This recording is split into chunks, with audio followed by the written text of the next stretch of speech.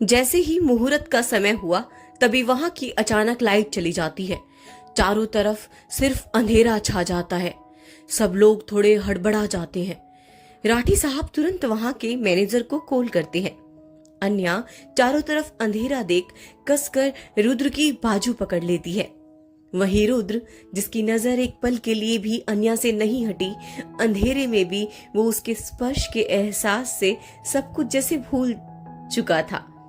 लेकिन तभी वहां एक सीधी फ्लैश लाइट की रोशनी सीधा रिवान के साइड बने पर्दे पर पड़ती है और साथ ही उसमें कुछ तस्वीरें दिखाई देती है जो वहां मौजूद लोगों को हैरत में डाल देती है। शैलेश राठी तो सामने देखकर उनके कदम ही डगमगा जाते हैं। सबकी नजर वहां पर्दे में आती तस्वीरों से लेकर सीधा रिवान के बगल में खड़ी दिव्या पर जाती है। दिव्या खुद शोक के साथ काफी एम्बेरेस फील कर रही थी, क्योंकि पर्दे पर उसकी और एक लड़के की कुछ ना कुछ ऐसी तस्वीरें थी जो राज थी, जो एक होटल रूम की थी। और साथ ही दिव्या काफी खुशी खुशी उस लड़के के बाहों में लिपटी थी, उसके साथ एंजॉय कर रही थी, ड्रिंक कर रही थी और साथ ही रोमांटिक मोमेंट्स शेयर कर रही थी। ये सब देख उसके होश उड़ गए। वहां बैठे सभी लोग हैरान रह गए। वहीं रिवान उन सारी तस्वीरों को देख, एक नजर रुद्र को देख, शैलेश राठी की तरफ इशारा करते हुए जीत भरी मुस्कान देता है। अब वहां लाइट आ चुकी थी। पूरे हॉल में सिर्फ दिव्या और राठी परिवार की जगहसाई हो रही थी। शैलेश राठी, जो अपनी इज्जत रुतबा का बखान करके नहीं थकते थे, आज वो किसी को मुंह दिखाने लायक नहीं बचे थे। रिवान लाइट होते ही अपने चेहरे के एक्सप्रेशंस चेंज कर हैरानी भरे भाव लिए दिव्या को देख कहता है, ये सब क्या है दिव्या? तुम्हारे उस लड़के के बीच? दिव्या को कुछ समझ नहीं आ रहा था अब वो क्या बोले। वो जानती थी अब तो उसके पापा भी उसे सपोर्ट नहीं करेंगे। उसकी आंखों से आंसू बह रहे थे। उसके पास रिवान के सवाल का कोई जवाब नहीं था। दिव्या को चुप देख रिवान गुस्से में लगभग चीखते हुए कहता है, आंसर मी डैम इट! जब तुम्हें सब ही करना था तो मुझे शादी के लिए हाँ क्यों की? और तुम्हारे पापा? इतना बोल रिवान स्टेज के नीचे देखता है, जहां शैलेश राठी बिल्कुल शांत से सर झुकाए खड़े थे। रिवान ताने भरी हंसी हंसते हुए जोर की ताली बजाते हुए कहता है, मिस्टर शैलेश राठी, जितनी इनकी औकात है उससे ज्यादा तो ऊंची इनकी नाक है। कितना अपने परिवार, अपनी बेटी की इज्जत का बखान किया करते थे आप। क्या हुआ सब? आपकी बेटी तो कितनी संस्कारी है, आज मैंने वो देख लिया। अपनी पैसे और रुतबे का घमंड में चूर होने से थोड़ा फुर्सत मिले तब ना अपनी बेटी को अच्छे संस्कार दोगे आप। एक तो किसी की पत्नी बनने से पहले ही भाग गई और दूसरी तो किसी की पत्नी बनने के लायक ही नहीं है। रिवान की बातें आज शैलेश राठी को चूर चूर कर रही थी। उन्हें आज से पहले इतनी शर्म नहीं महसूस हुई, तब भी नहीं हुई जब दिव्यांका मंडप छोड़ फरार हो गई थी। उन्होंने दिव्यांका का सारा इल्जाम अन्या पर लगाकर अपना पल्ला झाड़ लिया था और समाज में अपनी बेटी को सही साबित करने के लिए अन्या की इज्जत को तार तार कर दिया था। उन्होंने ये तक कह दिया था कि अन्या ने रुद्र से शादी करने के लिए खुद की इज्जत तक सौदा कर दिया था और साथ ही चौहान परिवार के शान को कम बताकर दिग्विजय चौहान की भी समाज में बुराई की थी। उन्होंने ये तक कह दिया था कि चौहान परिवार उनसे रिश्ता जोड़ने के लायक तक नहीं है।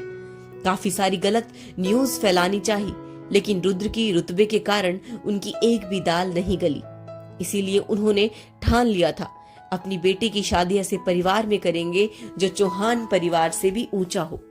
अब उन्हें क्या पता कि जमीन में रहने वाले कीड़े को बाज और कोए की आसमान में भरी उड़ान का आकलन लगाना मुश्किल होता है, या यूं कहे कि बाज जानबूझकर कोए को अपने से नीचे दिखाए ताकि शिकार आसानी से जाल में फंस जाए, जो अब हो चुका था। शैलेश राठी अब तक चुपचाप सर झुकाए खड़े थे। इस वक्त उनका दिमाग काम करना बंद हो चुका था। उन्हें तो कुछ समझ नहीं आ रहा था। सुजाता जी तो वही चेयर पर अपना सर पकड़ कर बैठी थी। उन्हें तो ये सब देख जैसे सदमा सा लग गया था। उनकी हलक से जैसे एक शब्द तक नहीं फूटे, सिवाय आंखों से शांत आंसू झलक रहे थे। सबको शांत देख सैनी साहब गुस्से भरे लहजे में कहते हैं, रिवान चलो यहां से। ऐसे परिवार में हम रिश्ता जोड़कर अपना ही मान मिट्टी में नहीं मिला सकते।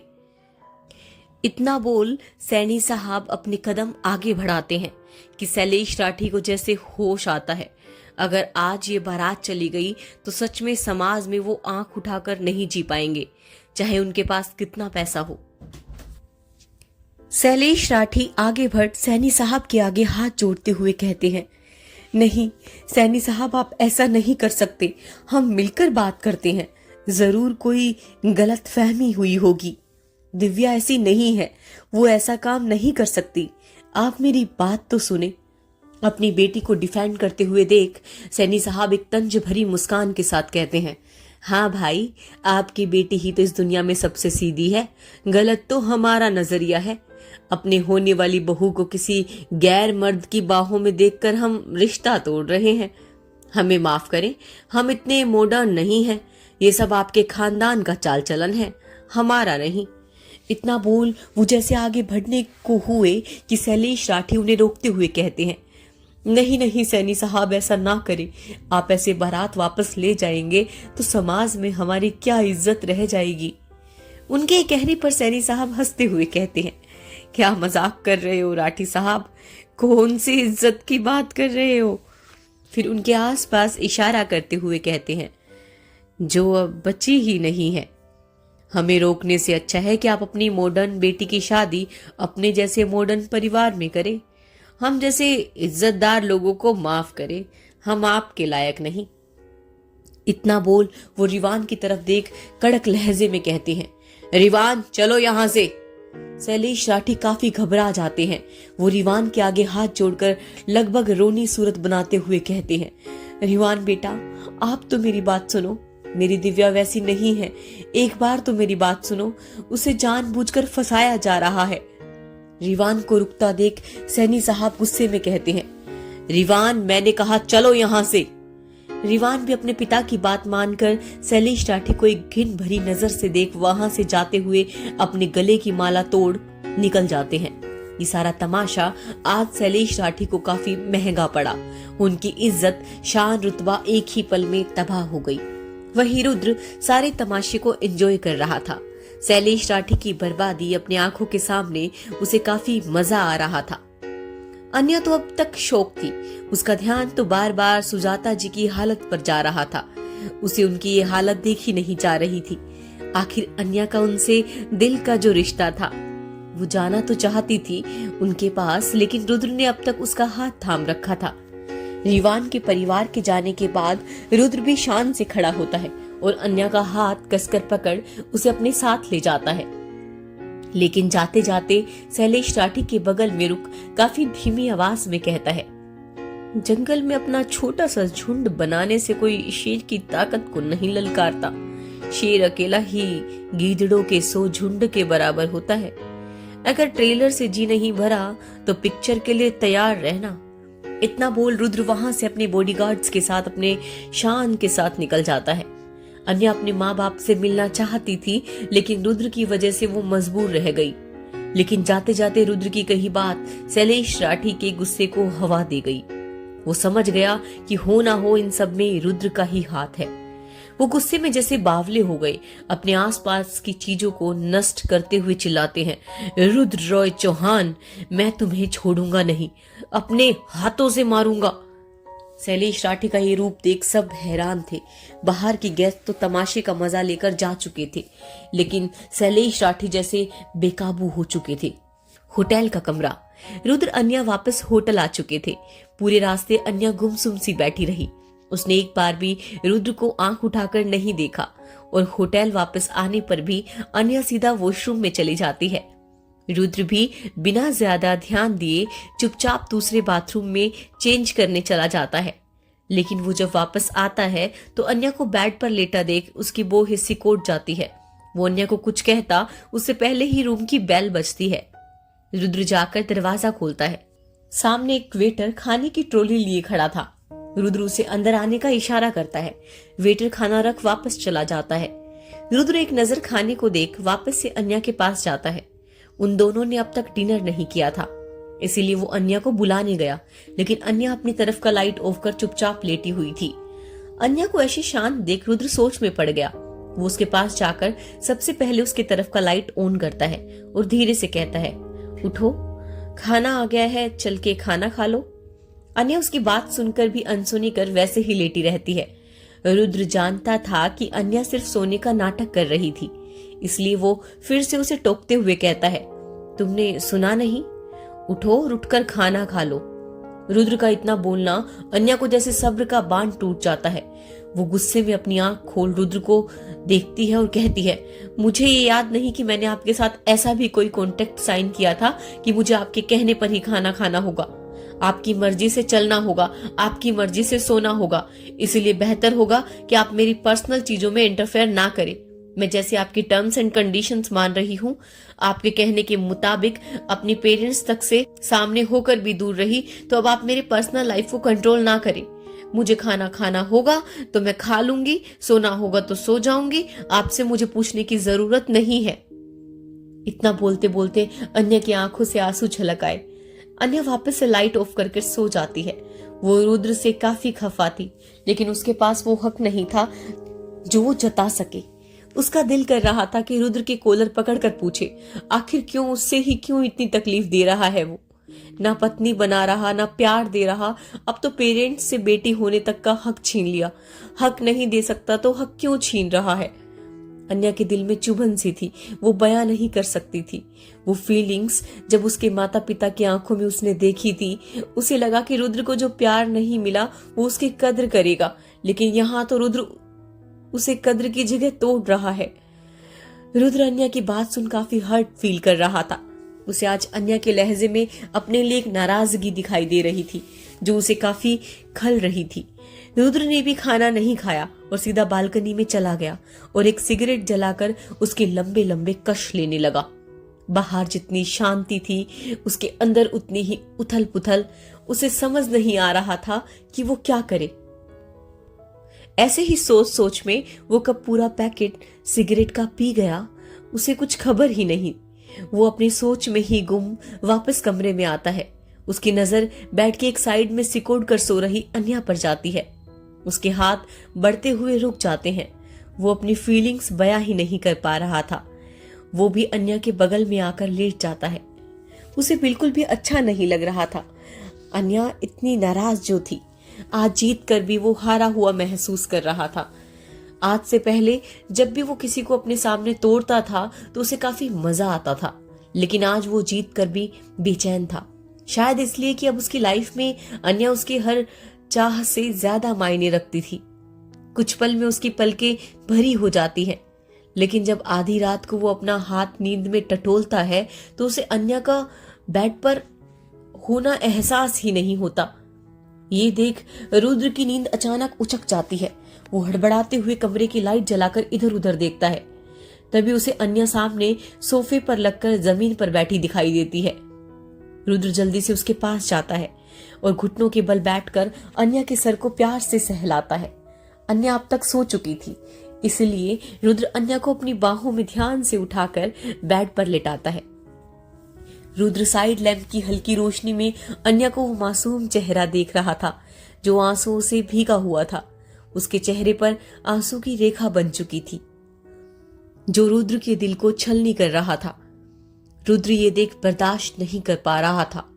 वो प्यार से अपनी उंगलियों से अन्या के आंखों के आंसू साफ करता है। तभी उसकी नजर अन्या के हाथ में पकड़े मोबाइल पर जाती है। रुद्र जब उस मोबाइल को हटाकर देखता है तो उसमें अन्या के पेरेंट्स की तस्वीर थी। ये देख रुद्र को आज पहली बार अपने किए का पछतावा होता है। वो फोन टेबल पर रख प्यार से अन्या का माथा चूम काफी प्यार से कहता है, आई एम सॉरी वाइफ, अपने अहम में मैंने तुम्हें ठेस पहुंचाई है, लेकिन अब मैं जानता हूं तुमसे बढ़कर मेरे लिए कुछ नहीं है। फिर रुद्र भी अन्या के बगल में लेट उसे अपनी बाहों में भर कहता है, अब से वैसा ही होगा जैसा तुम चाहोगी और मुझे पता है तुम्हारी खुशी किस में है। अन्या नींद में ही इस एहसास को फील कर काफी सुकून महसूस करते हुए रुद्र के सीने से लग जाती है। रुद्र भी अन्या को अपनी बाहों में समेट लेता है। सुबह का वक्त। अन्या आज काफी लेट सोकर उठती है। वो नींद में ही एक लंबी अंगड़ाई लेते हुए अपनी आंखें खोलती है। एक पल के लिए उसके चेहरे पर एक प्यारी सी मुस्कान रहती है, लेकिन अगले पल उसे कल की सारी बात याद आती है, जिससे उसकी मुस्कान कहीं गायब हो जाती है। वो बेड पर बैठ अपने आसपास देखती है। रुद्र उसे नहीं दिखता।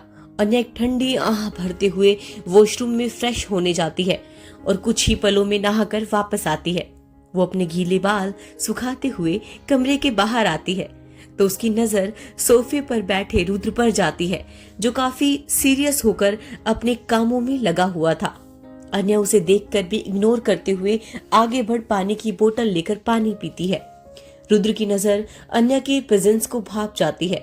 रुद्र अपना लैपटॉप साइड में रख अन्या के पास जाता है। रुद्र को खुद के करीब आता देख अन्या वापस से वहां जाने को मुड़ती है कि रुद्र उसका हाथ थाम रोकते हुए कहता है, पानी की जगह ये जूस भी पी लो और फिर तैयार हो जाओ, हमें कहीं जाना है। इतना बोल रुद्र अन्या के हाथ में जूस का ग्लास देता है। अन्या रुद्र को देख काफी बेरुखी सी कहती है, मुझे नहीं जाना आपके साथ, लोगों की इज्जत का जनाजा देखने। अन्या की बात कल की ओर इशारा कर रही थी।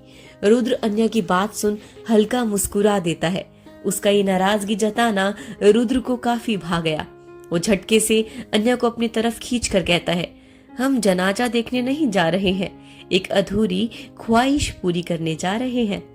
इतना बोल रुद्र बड़े प्यार से अन्या के चेहरे पर आए बाल को पीछे कर संवारते हुए कहता है, अच्छे से तैयार हो जाओ, मेरे इन लॉज को ये ना लगे कि मैं उनकी बेटी का ख्याल नहीं रखता। सिर्फ हाफ एन आवर है तुम्हारे पास, बी ऑन टाइम।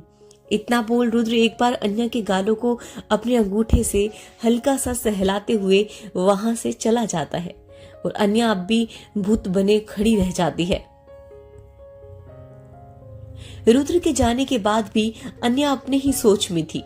उसका दिमाग उसकी बात पर भरोसा करने की हिम्मत नहीं दे रहा था और दिल भरोसा करने का साथ दे रहा था। कुछ पल ऐसे ही कश्मकश घिरे रहने के बाद अन्या वापस कमरे में आती है और अपना वार्डरोब खोलकर उसमें से एक हल्की गुलाबी नेट की साड़ी निकालती है। अन्या कुछ ही पल में तैयार हो जाती है। आज उसने उस साड़ी के साथ मोतियों का काफी खूबसूरत हार पहना था, जिसके साइड में छोटे छोटे डायमंड्स थे। हाथों में चूड़ियां, माथे पर बिंदी, मांग में सिंदूर और गले में मंगलसूत्र। आज अन्या सजी सवरी बिल्कुल सादगी से थी, लेकिन उसकी चमक और नूर उसे काफी प्यारा बना रही थी। अन्या खुद को मिरर में निहार ही रही थी कि तभी उसके कमरे की बेल बजती है। अन्या जल्दी से डोर खोलती है। सामने जियान को देख इशारे में पूछती है। जियान सर झुकाकर काफी रिस्पेक्टफुली कहता है, मैम, सर आपका नीचे गाड़ी में वेट कर रहे हैं, आपको चलने को कहा है। अन्या जियान को देख कहती है, रुको 1 मिनट में आती हूँ। अन्या जाकर अपना पर्स और मोबाइल लाती है और जल्दी से जियान के साथ नीचे आती है। सामने ही रुद्र की कार थी। जियान रिस्पेक्टफुली आगे बढ़ कार का दरवाजा खोलता है। अन्या अंदर बैठ जाती है। अन्या के बगल में ही रुद्र ऑलरेडी बैठा था और अपने लैपटॉप में बिजी था। उसने एक नजर अन्या को देखा तक नहीं। अन्या रुद्र को इग्नोर कर विंडो के बाहर देखने लगती है। रुद्र अब भी अपने कामों में लगा था। अन्या अपने शहर को देखने में कहीं खो गई। करीब हाफ एन आवर में रुद्र की नजर अन्या पर जाती है, जो बाहर देखने में मगन थी। आज भी अन्या की खूबसूरती रुद्र के दिल को धड़काने के लिए काफी थी। खूबसूरत तो वो हर रूप में लगती थी, लेकिन उसकी सादगी ही रुद्र को हर बार मोह लेती थी। वो सुकून से बस उसे देखता रहा। तभी कुछ पलों में कार एक घर के आके रुकती है। इस घर को देख अन्या हैरान रह जाती है। उसे विश्वास नहीं हो रहा था कि वो अपने माँ पापा के घर के सामने खड़ी है। रुद्र उसके मम्मी पापा से मिलाने लेकर आया है। उसे अब तक इस बात पर विश्वास नहीं हो रहा था, लेकिन जब उसने सामने उसके घर को देखा तो अन्या की आंखों में चमक आ जाती है। अन्या जल्दी से रुद्र की तरफ देखती है और इशारे में पूछती है। रुद्र बस अपनी पलकें झपका देता है। अन्या इतनी खुश हो जाती है कि वो आगे बढ़ रुद्र को कसकर हक करते हुए कहती है, thank you thank you thank you so much. Anya के ऐसे हक करने पर रुद्र एक पल के लिए जैसे एक झटका सा लगता है, लेकिन अन्या के ये मीठे एहसास में वो खुद भी इतना डूबने की चाह रखता था, पर वो जैसे ही अपना हाथ आगे बढ़ाता है कि अन्या उससे अलग होकर खुशी में जल्दी से कार से निकल जाती है और बिना रुद्र का इंतजार किए घर के अंदर जाने लगती है। रुद्र, जिसका हाथ अब तक हवा में था, उसका तो पूरा मूड ही खराब हो जाता है। उसे कहीं ना कहीं इस बात की चुभन होने लगती है कि अन्या के लिए उसके पेरेंट्स उससे ऊपर है। ये सोच उसके अंदर जलन की भावना आ जाती है। वो जल्दी से गुस्से से कार से निकलता है और अन्या के पीछे जाने लगता है। सारे बॉडीगार्ड्स भी रुद्र के पीछे जाने लगते हैं, तो रुद्र अपनी उंगलियों के इशारे से सबको मना कर देता है और जियान के साथ अंदर जाता है। अन्या अपनी खुशी में मग्न जल्दी से अंदर आती है और हॉल में वो अपने मम्मी पापा को बैठे देख खुशी से आवाज लगाती है, मम्मी पापा। अपनी गुड़िया की आवाज सुन केवेंद्र जी और सारिका जी सामने देखते हैं और दरवाजे पर अन्या को देख काफी हैरान हो जाते हैं। अन्या भागते हुए केवेंद्र के सीने से लग जाती है। केवेंद्र जी भी अपने कलेजे को टुकड़ों को अपने सीने से लगाकर काफी सुकून पा रहे थे। केवेंद्र की आंखों में नमी, लेकिन अब भी उसके दिल में एक अजीब सा डर था। अन्या को यहाँ देखकर वो जल्दी से अन्या को अलग कर उससे पूछते हुए कहता है, बेटा आप यहाँ कैसे? आप ठीक है ना? और दामाद जी को खबर है आने की? अन्या केवेंद्र जी की आंखों में एक अनजाना सा डर देख मुस्कुराते हुए कहती है, ओहो पापा रिलैक्स, मैं बिल्कुल ठीक हूँ और वो मुझे खुद लेकर आए हैं। इतना बोल अन्या पीछे देखती है जहाँ से रुद्र अंदर आ रहा था।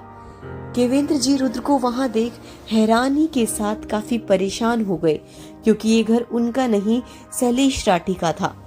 कल के तमाशे की आग अब तक शांत नहीं हुई थी और रुद्र उस आग को जैसे लहराने वहां आ गया था।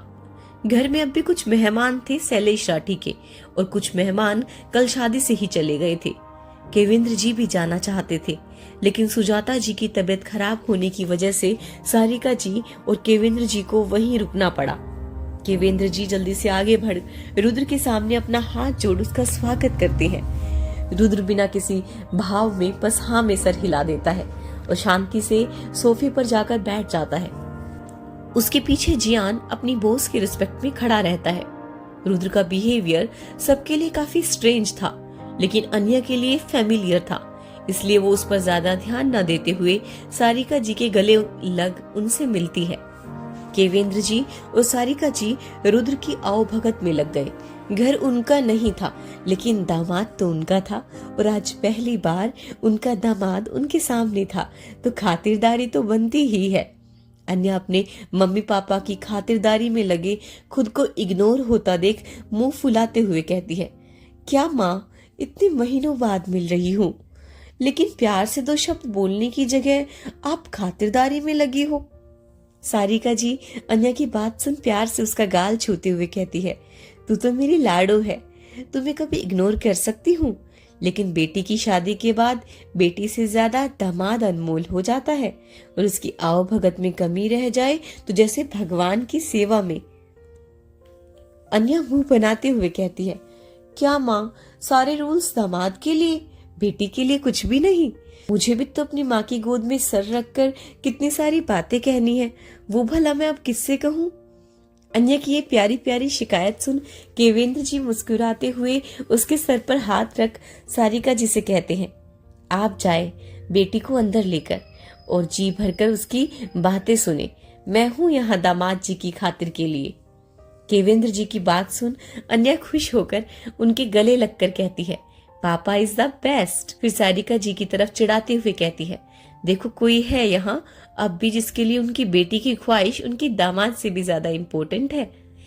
अन्या की बात सुन सारिका जी एक नजर अन्या को घूर कर फिर चिंता भरे स्वर में केवेंद्र जी से कुछ कहती है, लेकिन दामाद जी और सारिका जी की चिंता की वजह अच्छे से समझ रहे थे केवेंद्र जी, इसीलिए वो उनके कहने से पहले ही रोकते हुए कहते हैं, वो सब मैं देख लूंगा, जाइए आप माँ बेटी कुछ गप्पे लड़ाएं।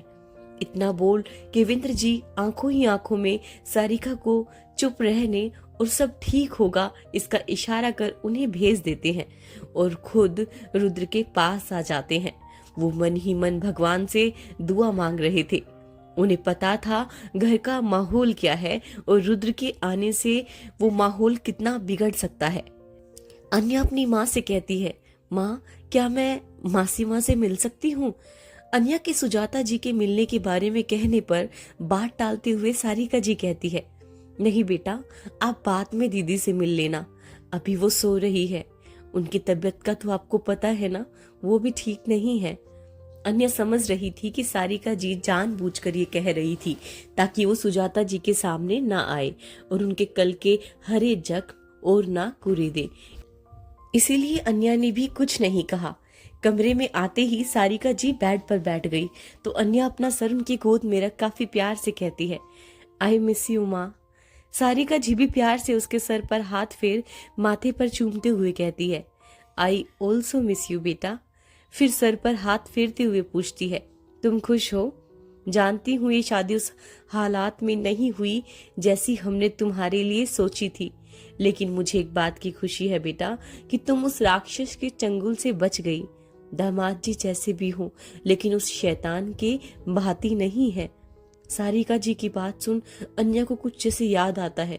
वो झट से उनकी गोद से उठकर उनके पास बैठते हुए कहती है, माँ सच बताना, क्या उस राक्षस ने आप लोगों को मेरे गायब होने पर परेशान तो नहीं किया? अन्या का सवाल सुन सारिका जी जैसे उसे नजर छुड़ाने लगी। अन्या इस बात को भाप कर जल्दी से उनका हाथ अपने सर पर रखकर कहती है, आपको मेरी कसम माँ सच बताना। अन्या की कसम सुन सारिका जी कुछ कमजोर पड़ गई, इसलिए वो नम आंखों से अन्या का गाल छूकर ममता से कहती है, मैं और तेरे पापा हर परेशानी खुशी खुशी झेल सकते हैं अगर उसके पीछे तेरी खुशी और तेरी सुरक्षा छुपी हो। मैं भगवान से लाख शुक्रगुजार हूँ कि भगवान ने मेरी बेटी की किस्मत में उस राक्षस के बेरियों की जगह दामाद जी के साथ पवित्र बंधन में बंधा। मेरी लाडो, तू खुश है? वहां सब ठीक है? अपनी माँ की बात सुन अन्या नम आंखों से उनका हाथ अपने दोनों हाथ में जकड़ते हुए विश्वास के साथ कहती है, हाँ माँ, मैं बहुत खुश हूँ। आपको पता है वहां घर में सब मुझे कितना मानते हैं। अगर मुझे एक छोटी सी सुई भी चुभे ना तो दर्द वहां मुझे कम और सबको ज्यादा होता है। सब मेरी इतनी फिक्र करते हैं कि मुझे तो कभी कभी समझ नहीं आता कि मैं वहां की बहू हूँ कि बेटी। दादाजी तो मुझे अपनी पलकों पर बैठा के रखते हैं।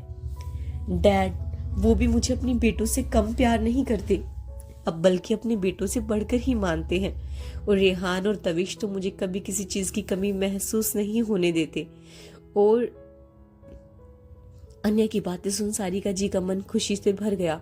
आखिर वो अगर दिया के उजाले में ढूंढती तो कभी भी अपनी बेटी के लिए इतनी खुशियां नहीं बटोर पाती। उन्होंने सबका सुन अचानक ही पूछती है, ओ दामाद जी, खुश तो है ना तू उसके साथ? तुम्हारा कैसा रिश्ता है दामाद जी के साथ? अपनी माँ के रुद्र के बारे में पूछने पर अन्या जैसे चुप हो गई। उसे समझ नहीं आ रहा था कि वो क्या कहे, क्योंकि जिस रिश्ते के बारे में उसकी माँ पूछ रही है वो तो अब तक बना ही नहीं है। वो क्या कहे? रुद्र ने तो उसे उस रिश्ते को अब तक अपनाया नहीं। वो बहू, भाभी, बेटी सब तो बन गई, लेकिन पत्नी तो अभी तक नहीं बनी। रुद्र ने तो उसे वो हक अब तक नहीं दिया, और तो और रुद्र तो उसकी समझ से भी परे है। अन्या को ऐसे खामोश देख सारिका जी मुस्कुराते हुए कहती है, तुम नहीं बताओगी, लेकिन मुझे पता चल गया है। मैंने और तुम्हारे पापा ने कल देख लिया कि दामाद जी चाहे सामने से कितना भी कड़क हो, लेकिन तुमसे बहुत प्यार करते हैं।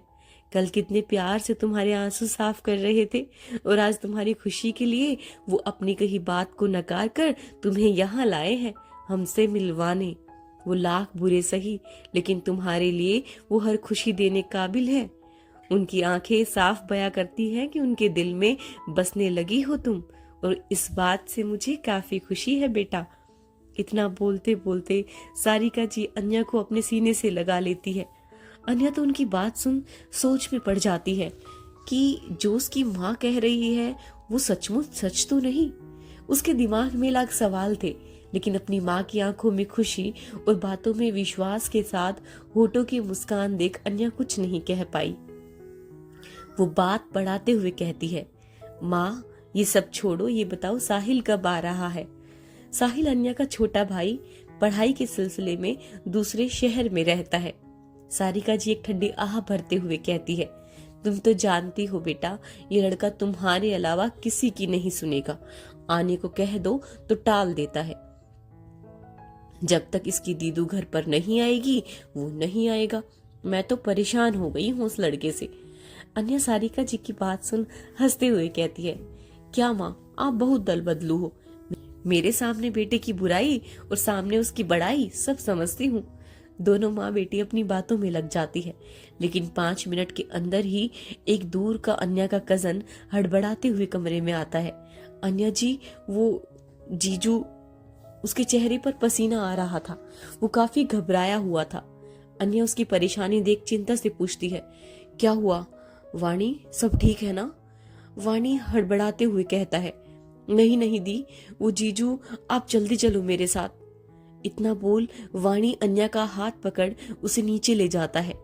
अन्या और सारिका जी काफी घबरा गई थी। वो दोनों जैसे ही नीचे आती है और वहां का माहौल देखती है तो शौक हो जाती है।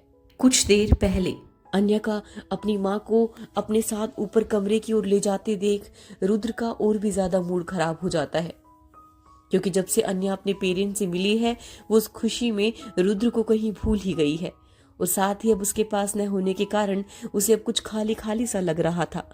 लेकिन उसके चेहरे की खुशी देख उसके अंदर एक सुकून था। केवेंद्र जी रुद्र के पास आते हैं और उससे बात करने की कोशिश करते हैं। रुद्र उनके सवाल का अपने फोन में बिजी रहते हुए बस हाँ और हूँ में जवाब दे रहा था। उसे किसी अनजान और नए लोगों से रिश्ता जोड़ना बिल्कुल नहीं आता था। वो काफी इंट्रोवर्ट था, न ज्यादा किसी से घुलना ना मिलना सिवाय अपने काम के।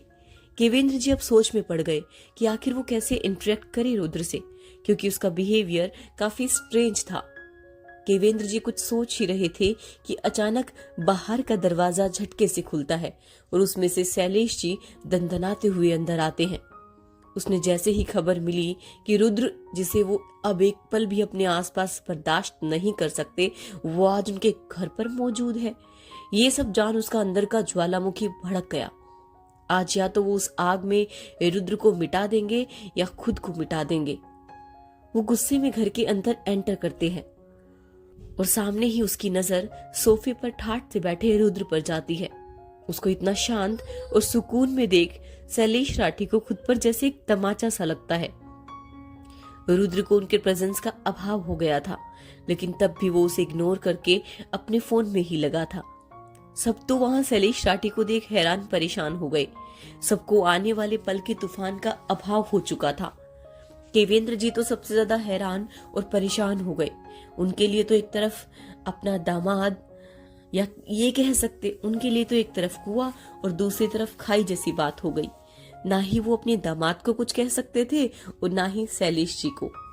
शैलेश जी जैसे ही गुस्से में आगे बढ़ते हैं रुद्र की तरफ, केवेंद्र जी हड़बड़ाते हुए आगे बढ़ उनके सामने हाथ जोड़ नरम भाव से कहते हैं, भाई साहब आप भगवान के लिए शांत हो जाए।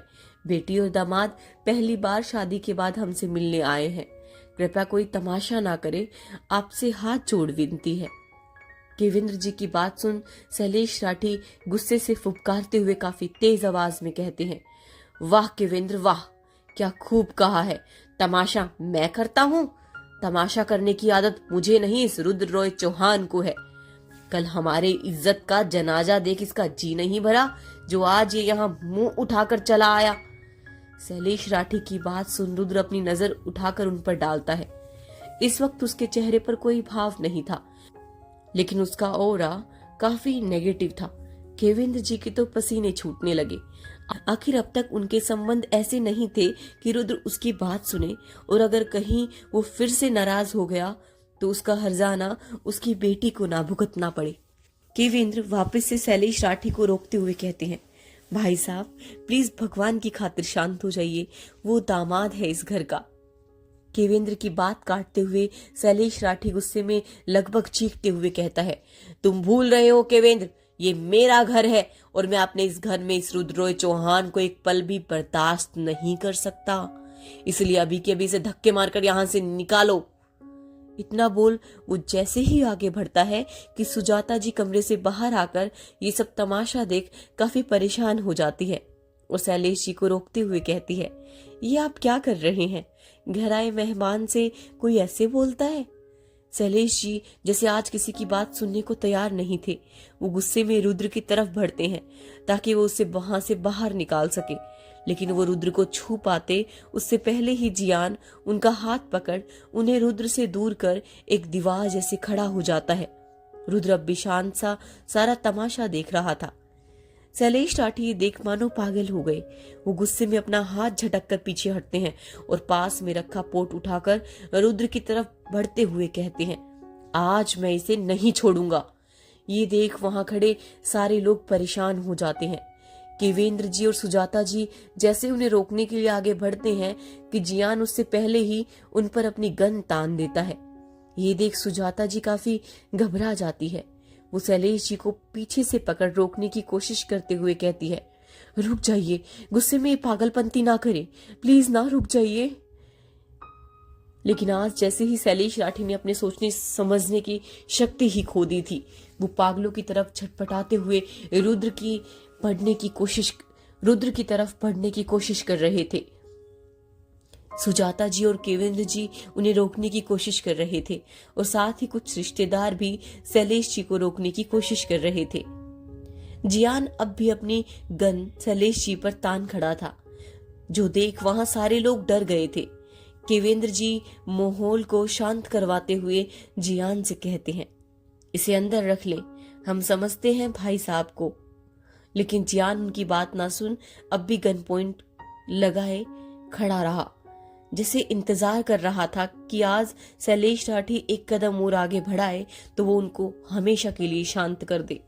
रुद्र भी शैलेश राठी की उसको मारने की तड़प और चाह देख अंदर ही अंदर एंजॉय कर रहा था। वो आज देखना चाहता था कि शैलेश राठी क्या कर सकता है, क्योंकि आज अगर उन्हें अपने गुस्से और तैश में रुद्र को 1 इंच भी छुआ तो आज उनकी जिंदगी का आखिरी पल होगा। सब शैलेश राठी को रोकने में लगे हुए थे। किसी को कुछ समझ नहीं आ रहा था अब वो लोग कैसे सिचुएशन संभाले। लेकिन तभी हॉल में एक तेज आवाज आती है, जियान। इस आवाज को सुन सबका ध्यान उसकी तरफ जाता है। सीढ़ियों पर अन्या और सारिका जी खड़ी थी। दोनों जब नीचे आई और वहां का ऐसा माहौल देख दंग ही रह गई। उन्हें समझ नहीं आ रहा था आखिर 2 पल में सिचुएशन ऐसे कैसी हो गई, मरने और मारने तक की नौबत आ गई। अन्या ने जब जियान को गन पॉइंट करते देख शैलेश राठी पर तो वो और घबरा गई। वो जियान को रोकते हुए कहती है, जियान गन नीचे करो, मैंने कहा गन नीचे करो। जियान को ऑर्डर देते वक्त जियान को आज अन्या में बॉस की फीमेल वर्जन दिखाई दे रही थी। वो एक नजर अपने बॉस को देखता है जो अन्या को ही देख रहा था। जियान ये देख समझ जाता है कि जिसके आगे उनके बॉस भी शांत है उसके आगे वो क्या कर सकता है। इसीलिए वो गन धीरे धीरे नीचे कर लेता है, जिससे सब कुछ राहत की सांस लेते हैं। लेकिन शैलेश राठी शांत नहीं हुए थे। वो मौके का फायदा उठाकर फिर से आगे बढ़ते हैं, लेकिन सुजाता और केवेंद्र जी ने उन्हें पकड़ रखा था, इसलिए वो ज्यादा आगे नहीं बढ़ पाए। अन्या जल्दी से आगे बढ़ शैलेश राठी के आगे हाथ जोड़ उन्हें रोकते हुए कहती है, आप शांत हो जाए मूसा जी, प्लीज, हम अभी यहाँ से चले जाते हैं, आप प्लीज शांत हो जाए। अन्या को अपने सामने देख जैसे शैलेश राठी को और भी ज्यादा गुस्सा आता है और वो गुस्से में अपना हाथ झटक कहते हैं, ये सब तेरी वजह से हो रहा है, सारी फसाद की जड़ तू ही है, तेरे होने की वजह से हमें ऐसे दिन देखने पड़ रहे हैं, हट जा। इतना बोल शैलेश राठी ने गुस्से में अन्या को साइड में जोर का धक्का दे दिया, जिसे अन्या संभाल नहीं पाई और वहां पास में पड़े टेबल से उसका सर जोर से टकरा गया। केवेंद्र जी के मुंह से चीख निकलती है, अन्या। ये देख सारे लोग हैरान हो गए और रुद्र जो अब तक शांत था उसका खून खोल रहा था। वो चिल्लाते हुए उठता है, शैलेश राठी। उसकी आवाज इतनी पावरफुल थी, शैलेश राठी को जैसे अब अपनी करनी का होश आता है। उसके चेहरे पर डर से पसीना छा जाता है। रुद्र आगे बढ़ता उससे पहले कि वो कुछ करता, उसके कानों में अन्या की आवाज आती है, जो अपना खून से सना हाथ आगे बढ़ाकर बेहोशी के हाथ में उसे रोकते हुए पुकार रही थी, रुद्र। ये सुन रुद्र घबराता हुआ अन्या के पास आता है और उसका सर अपनी बाहों में उठाकर उसे देखता है। अन्या के सर पर काफी गहरी चोट आई थी, जिससे अब काफी खून बह रहा था। अन्या बेहोश होने वाली थी। ये सब रुद्र एक बार फिर अन्या को जैसे खोने से डर सा गया। वो उसका गाल थपथपाते हुए काफी डरी हुई आवाज में कहता है, वाइफ, तुम्हें कुछ नहीं होगा, मैं तुम्हें कुछ नहीं होने दूंगा, बस आंखें खुले रखना, मैं तुम्हें अभी हॉस्पिटल लेकर चलता हूँ। इतना बोल रुद्र अन्या को अपनी बाहों में उठाता है और जियान से कार निकालने के लिए कहता है। रुद्र जल्दी से अन्या को कार में बैठा देता है। कार तुरंत हॉस्पिटल के लिए निकल जाती है। कार में रुद्र अन्या को उठाने की कोशिश करते हुए कहता है, उठो वाइफ, उठ जाओ प्लीज, मैंने तुम्हारी बात मानी, अब तुम मेरी बात मान जाओ, तुम्हें कुछ नहीं होगा, कुछ भी नहीं होगा, समझे तुम, इसीलिए उठ जाओ। इतना बोल रुद्र अन्या को अपने सीने से लगा लेता है। इतना डर तो कभी उसे उस खुद की मौत को सामने से देखकर नहीं हुआ, जितना अन्या को ऐसी हालत में देखकर हो रहा था।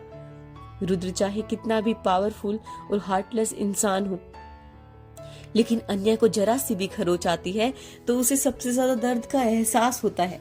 बस वो समझ नहीं पा रहा था। उसे अब खुद पर गुस्सा आ रहा था। सब उसकी वजह से हुआ था। वहीं सारिका जी और केवेंद्र जी की दुनिया जैसे रुक गई। अपनी बेटी की हालत देख वो डर से गए, लेकिन उनके कुछ करने से पहले ही रुद्र अन्या को अपने साथ ले गया। उन्हें अपनी बेटी की काफी चिंता हो रही थी, लेकिन एक भरोसा था कि रुद्र उसके साथ है तो वो ठीक होगी। वो लोग तो अब इतना मजबूर थे कि उन्हें समझ नहीं आ रहा था कि आखिर वो अपनी बेटी के पास जाए भी कैसे। केवेंद्र जी अपनी मजबूरी में बंधे हाथ लिए जल्दी से अपने ऊपर जाते हैं और कमरे में सारिका जी भी उनके पीछे चली जाती है। वहीं सुजाता जी का डर से हालत खराब थी कि अब उन्होंने रुद्र को सामने से ललकार दिया और साथ ही अन्या को नुकसान पहुंचाया। ये सबसे बड़ी बात थी, क्योंकि अब अन्या कोई आम लड़की नहीं, रुद्र रॉय चौहान की पत्नी थी। और ये बात किसी से छुपी नहीं थी कि रुद्र अपने परिवार की रक्षा के लिए किसी भी हद तक जा सकता है। वहीं दूसरी तरफ रुद्र अन्या को अपनी बाहों में भरे हॉस्पिटल ले आया। डॉक्टर अन्या का अंदर चेकअप कर रहे थे और बाहर रुद्र की जान सूख रही थी। अगर अन्या को कुछ भी हुआ तो रुद्र सच में किसी को आज छोड़ने वाला नहीं था। जियान के साथ रुद्र के बॉडीगार्ड उस इमरजेंसी वार्ड एरिया में अच्छे से कवर किए खड़े थे। हॉस्पिटल में रुद्र इमरजेंसी वार्ड के बाहर बेचैनी से टहल रहा था। अंदर डॉक्टर अन्या का इलाज कर रहे थे। सब आज पहली बार अपने बॉस को यूं घबराया हुआ रूप देख दंग थे। आज से पहले कितनी बारी मुसीबत आई, लेकिन कभी भी किसी ने रुद्र का संयम खोते नहीं देखा, जिससे ये अंदाजा साफ लगाया जा सकता था कि अन्या रुद्र की लाइफ में क्या मायने रखती है। रुद्र इस वक्त काफी बेचैन था और साथ ही उसके जहन में बार बार शैलेश राठी की गई हरकत याद आने से उसे काफी गुस्सा आ रहा था। वो गुस्से में जियान की तरफ देख अपने हर शब्द पर जोर देते हुए कहता है, जियान, उस शैलेश राठी को उसकी औकात दिखाओ। उसे भी आज पता चल जाए कि आज उसने किसको नुकसान पहुंचाया है। मुझे उसकी चीखें सुननी है, उसके मौत का तांडव देखना है। इतना बोल रुद्र जियान को जाने का इशारा करता है और खुद फिर इमरजेंसी वार्ड के बाहर खड़ा हो जाता है। वो खुद के गुस्से को काबू करने की कोशिश करता है, क्योंकि इस वक्त उसके बदले से ज्यादा उसके लिए अन्या मैटर करती थी। जियान भी अपने बॉस के कहने का मतलब समझ गया, इसलिए वो भी जल्दी से वहां से निकल गया। कुछ पल बाद डॉक्टर बाहर आते हैं। रुद्र बेचैनी से देख उन्हें पूछता है, doctor, how is my wife? Doctor काफी रिएश्योरिंगली कहते हैं, relax mister Chauhan, she is absolutely fine. बस सर पर चोट थी जो कुछ दिनों में भर जाएगी, पर शायद इस हादसे से वो फिजिकली से ज्यादा इमोशनली अफेक्ट हुई है, इसलिए बेहतर होगा कि आप उनका ख्याल रखें। उन्हें अभी कुछ दिन कोई स्ट्रेस ना दे। अगर वो किसी बात को लेकर वोयलेंट बिहेव करे तो आप उन्हें प्यार से हैंडल करें। I suggest. डॉक्टर की बात सुन रुद्र को काफी हद तक राहत मिली। वो डॉक्टर को कहता है, don't worry doctor, I will take care. मैं मिल सकता हूँ उससे? डॉक्टर हाँ में सर हिलाते हुए कहता है, हाँ बिल्कुल, फिलहाल तो उन्हें होश नहीं आया है, लेकिन कुछ देर में आ जाएगा। इतना बोल डॉक्टर वहां से चले जाते हैं। रुद्र भी बिना किसी देरी के अन्या के रूम में जाता है। हॉस्पिटल के बेड पर अन्या बिल्कुल मुरझाई सी बेहोश पड़ी थी। उसका खिला हुआ चेहरा अभी मुरझाया हुआ था। उसके सर पर सिर्फ एक मोटी पट्टी बंधी हुई थी। रुद्र अन्या की ऐसी हालत देख कुछ कमजोर पड़ गया। वो आगे बढ़ अन्या के पास जाता है और उसका हाथ थाम नम आंखों से उसे देखते हुए कहता है, आई एम सॉरी, मेरे होते हुए भी आज तुम इस हालत में हो, बट आई प्रोमिस आज के बाद हर मुसीबत को तुमसे पहले रुद्रराज चौहान का सामना करना होगा। इतना बोल रुद्र अन्या के हाथ को चूम लेता है। अन्या जो बेहोश थी, उसे इस प्यारे से एहसास से काफी सुकून मिलता है। वो धीरे धीरे अपनी उंगली हिलाते हुए अपनी आंख खोलती है। अन्या को होश में आते देख रुद्र को काफी खुशी मिलती है। वो झट से आगे बढ़ अन्या को अपने सीने से लगा लेता है और कहता है, तुम्हें होश आ गया? तुम्हें पता है मैं कितना डर गया था। अन्या अब तक अपने पूरे सेंसेस में नहीं थी। उसे बस ये एहसास था कि रुद्र ने उसे सीने से लगाया हुआ था और कुछ कह रहा था, और दवाइयों के असर से वो बस इतना ही बोल पाई, रुद्र। रुद्र अपना नाम अन्या के मुंह से सुन उसे अलग कर उसका चेहरा थाम प्यार से कहता है, वो आगे कुछ कहता उससे पहले ही अन्या वापस से बेहोश हो गई। रुद्र इस बात से घबराकर डॉक्टर को कॉल करता है। डॉक्टर अन्या का चेकअप कर रुद्र को रीएश्योर करते हैं कि अन्या बिल्कुल ठीक है।